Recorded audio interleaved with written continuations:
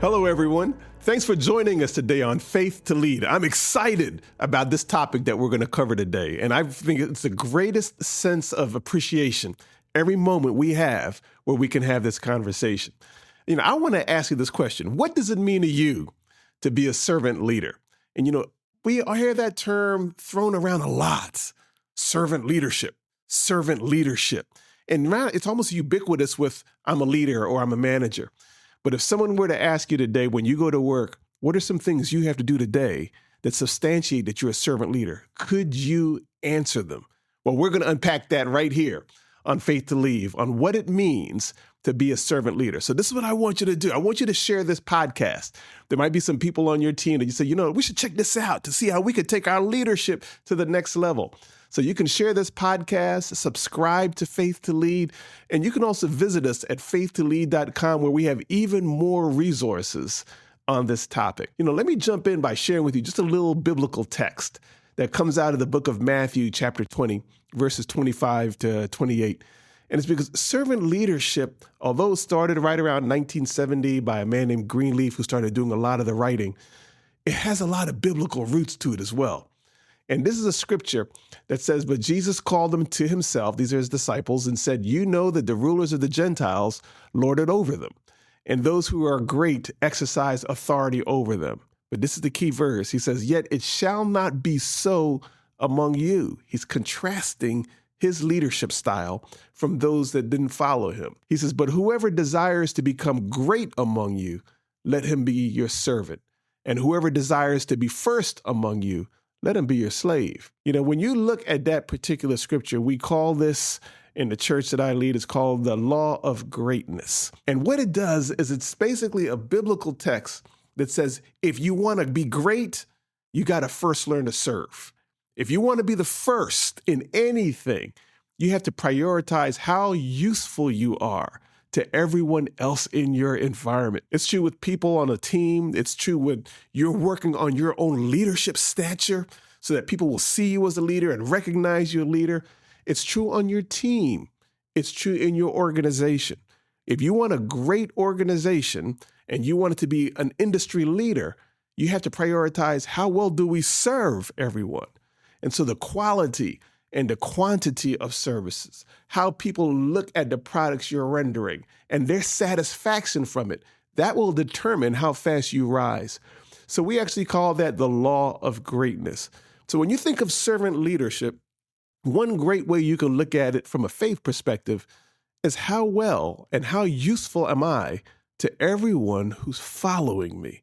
Are they saying, man, I do better when that person's not even there? Man, I thrive better when my boss is out of the room. Man, we get things done when we have less organization. They hold us back. They impede progress. They stifle innovation.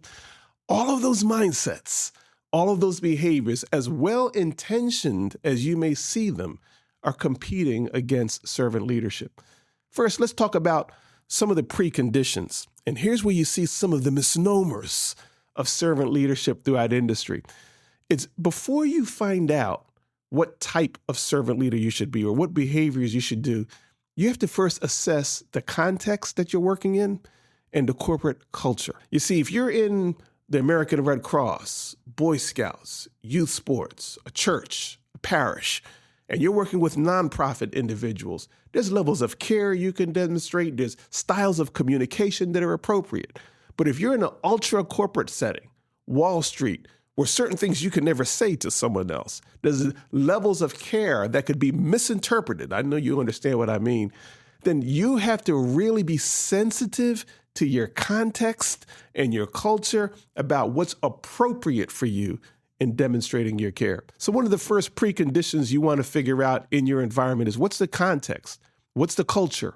What's appropriate here? How can I demonstrate that I'm going to be useful? What's over the line? What's borderline? The second is you want to consider your own attributes. What are you authentically good at? What do you need to work on? What are some areas that you have to improve? And what are some things that no matter how much scholarship you do or how much personal development, you say, that's a level that I can't necessarily fulfill. That's where you would want to look at delegating and asking other people to help you along. And the third, and this is key, and this is where many people miss servant leadership, It's follower receptivity. How well do the people under you receive you? And that's something that they have to ask, how are they entering into the room? Is this a person that's inherently pessimistic? Is this a person that doesn't want to be there? Is this a person that has no passion for the company, the organization, the products, they're working there? They're just there to let time pass by. And sometimes we will look at a leader and, I'm going to encourage you today. Sometimes you'll do all that you can. Pour yourself out, empty yourself and say, am I not a good servant? Am I not a good leader? When maybe the issue is there's a wrong precondition. Think of it like healthcare. There's preconditions before you get a prescription. Maybe the wrong precondition is you have some toxic people in the room that no matter how much you extend yourself, they will not receive it. Many people don't like to hear that, but it's the truth. So you want to assess all of these conditions. Is this a place where if the leader is serving and useful, it will be received well? Is this an environment where the leader's natural attributes can shine in it? And how do we handle being useful and being encouraging to everyone else within this context and within this culture? And that may change from setting to setting. So let me share with you some basic principles based on theory. And we hear this stuff. There's all kinds of authorities on servant leadership. One's Nordhaus, one's Robert Greatleaf. And, there's this widespread notion that leaders, they inspire followers. As a leader, you're going to go and you're going to inspire your followers. And then your followers, based on that inspiration, will go ahead and perform all the work. However, servant leadership kind of looks at it a little differently. It says it's the act of a person who says, you know what? I'm going to put everyone who follows me first. I'm going to empower them. I'm going to help them develop their full personal capacity, all with a strong moral and ethical and virtuous component. That comes right out of an authority, Robert Nordhaus. And when you look at that, it's basically saying, when I go to work, I'm going to think of the people following me first. What's their needs? What's their concerns? What's their hopes? And I'm going to make that the number one priority on my list today. I'm going to put them first. And that will lead you to ask certain questions. And I want you to do this today. It's going to make you ask, what are the people that are following me? What's their highest priority needs? Do you know them? Have you looked at some of the people on your team and said, hey, in order for you to get your job done, what resources do you need the most? What are we specializing and emphasizing that needs to be minimized? And what are we minimizing that we need to start maximizing? What do we need to give attention to bring out your best? I want you to ask someone that exact question today. It will lead you to start to analyze, are the people under me growing? Are they developing? Do they feel freer because I'm here? Do they feel more autonomous that now I know what to do whether you're here or not, so that I feel like I could perform and thrive and excel? Are they naturally following your leadership style? I want you to check this out because this works. Servant leadership has been proving itself throughout industry now for several decades. But I want you to go ahead and share this podcast, all right? Make sure you don't listen to all this alone. I want you to share it. I want you to subscribe to the podcast. And also, you can visit us at faith2lead.com where we have some questions and some ways that you can even get more information to find out how well you score and measure yourself on some of these aspects. But let me stop. Don't beat yourself up because leadership is a process. It's a process between you and the people who are following you. But it's also a process for your development, just like following is a process of their development. You won't be able to accomplish all this in a day or in a night. Servant leadership has been studied since 1970. There's been some contemporary scholarship that has recently come out in the last few years on it, new studies, new assessments, new instruments, new tools. And the scholarship is continually moving itself forward. So don't beat yourself up. Just say, I need to learn, I need to grow. And as I learn and grow and I begin to exhibit some of these behaviors, my environment will continue to develop and to grow. When you look at another aspect of servant leadership, it emphasizes strong moral behavior. It's strong moral and ethical behavior to your followers, to the organization, every stakeholder, boards of directors, key clients, industry execs, your task environment, your banks, everyone. It's basically saying when they look at you, they say this person is a person who's inherently just. They want to do what's right. They're willing to have a negative result rather than compromise their integrity. They don't take shortcuts. They don't say, well, we'll do whatever we have to do to get anything done. They have some boundaries that they set. And sometimes people, they misconstrue leadership and they just say anyone who gets people to follow them is a leader. That's not necessarily true. Most of your academicians and your scholars have said, no, leadership implies a very instrumental ethical component. That if a person has a large group of followers and are guiding them to do immoral things, no one's calling that person a leader anymore. They're saying, yeah, that's a person that can marshal people. That's a person that can mobilize individuals, but leadership, no. So a leader must espouse some strong moral behavior. They're concerned about the people who don't have things just as much as the people who have them. Who are the people in our organization that are being marginalized, that are being pushed to the side, the people that have no voice, the people that feel like, I'm being treated unfairly or inequitably. Servant leadership says, I see them too. And I'm here to make sure that I'm being useful to them. I'm here to ensure that they can become actualized, that they can be in an environment where they can thrive, that they will become participators and not just spectators in this environment. And they can count on me to do that because I put them first also. So your servant leader has to espouse that. So today, when you go into your office, you look at your team, start trying to think of the people who may be marginalized, who have no voice, who are some of the have-nots. Think of them, think of your stakeholders and say, how can I be useful to all of them? Now, I want to give you some key practices of servant leadership, okay? And this is great. I had a chance to do some research on this, and this has proven itself in human resource departments across the nation, whether it's a small business, a startup, an emerging business, or whether you're a team leader or a global organization, it's all true. So I want you kind of to listen to these different behaviors and score yourself and say, if I had to assess how well I'm doing, am I doing well in each of these aspects? And the first aspect of being a servant leader is how well do you listen? They call it listening.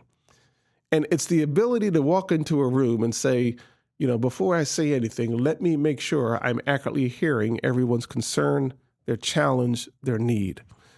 Do they acknowledge me as a person that's responsive to their needs? Or do they acknowledge me as a person who's indifferent to their needs, that they don't even hear them? I've said this 1,000 times, and leadership will do nothing about it. So part of your communication style means you have to excel in accurately understanding everything that your team is saying when they say it. The second is empathy. It's when you can literally put yourself in your team's shoes. A great question to ask is, how well can you work for yourself? If you had to follow someone who's just like you, with all of your mood swings and all of your intensity and all of your intentionality or your communication style, would you follow it well? And so empathy is the opposite of indifference. It's saying, I know how they feel in this environment. I can put myself in their shoes. You can kind of leave your own experience, think like a follower in that environment and say, does this work? Would this bring out my best? Are these useful practices? What would need to change for me to thrive as an employee or as a follower on this team? And a servant leader, they thrive on that trait of empathy. The third is an aspect called healing. And that's an area, if I could be transparent with you, I had to learn. I used to go to work and say, well, it doesn't matter what we're all going through. We all have problems. And when we come into this office, we leave our problems at the door. And we've got to get things done as a team. I'm a super employee. I'm a super leader. I used to think that way. But then as I got older, I realized, oh, no, people, who they are, they bring everywhere. Some of the personal challenges that they have, as much as we say it's unprofessional, we're all human. It's going to impact performance. It's going to impact perspective. It's going to impact diligence. It can even impact commitment, whether they can extend it or not. So one of the aspects of being useful to your team, remember, being useful is how you become great, is being able to find out in your context the appropriate ways for you to help individuals transcend personal problems. It's one of the ways to say, hey, man, I can see, the way you came in this office, you got the weight of the world on your shoulders. If there's anything I can do for you, let me know, because we care about you. It's just the ability to let a person know I can get healed here, corporately healed. I'm valued as a human, not just based upon what I do. If you can bring that to your team, it will begin to flourish, guaranteed. Also, awareness. You hear this term very often. I hope you're really catching all these nuggets. Make sure you share this podcast, subscribe to it, and check this out on Faith to Lead. But awareness, when you hear self-awareness, is how well do you accurately see yourself in the environment? It's sometimes as a leader, you may say, man, I've got the weight of the world on my shoulders.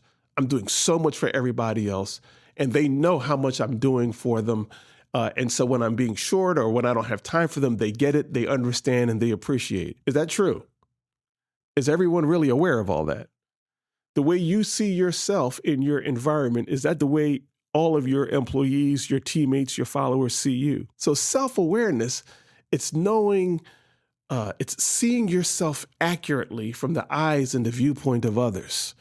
It's knowing what to say, how to say it, when to say it, when to stop and pause, when to make the right read on yourself, when to exercise certain filters. What shouldn't I say to this person today?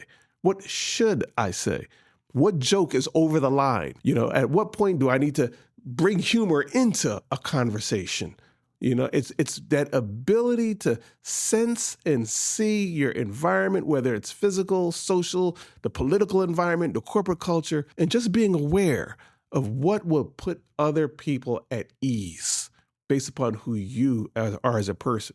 Now, you may be saying, man, Aubrey, that sounds like a lot of stuff. Do I really have to do all that to be a leader? No, you don't have to do all that to be a leader, but to be a servant leader, someone who's useful to your team, someone who your team will look at and based on how you present yourself to them because you're prioritizing them, will say, you're the only one that should be leading this team. You are the kind of man or woman that I can follow. To be that servant leader, you're going to have to be aware. Also, there's a term that they call persuasion, and that's being precise and consistent and communicating to convince other people to change. I can't emphasize enough enough. One of the criticisms, I'm going to be transparent with you today, that I've gotten sometimes as a leader is they say, you know what, there's a lot of things that are wrong, but nothing's changing. I said, well, I can't change everything. Yeah, but you're the leader. You're the one that's supposed to go to other people and bring change. Well, how come you can't tell them to change? Well, you're the leader. They're looking to their leader to be useful to their environment because that leader is willing to persuade other people to do the right changes, to challenge those processes, to go to them and say how you are handling your other teammates is not working. I'm going to ask you to realign yourself to your teammates. And it's your gift and your skill set in being persuasive. That doesn't always mean being authoritarian. It doesn't mean commanding people. It doesn't always mean banging the table and dragging people outside and grandstanding. Sometimes being persuasive, it can be, hey, let me talk to you outside for a second. Hey, let's go out to lunch. And in that time away with them, it's sharing with that individual what they need to hear so that you can persuade them to buy into some of the changes that everyone else on their team recognizes needs to be made. That's how you can be useful. It's probably the opposite of being laissez-faire, hands off. Well, the team will figure it out all on its own.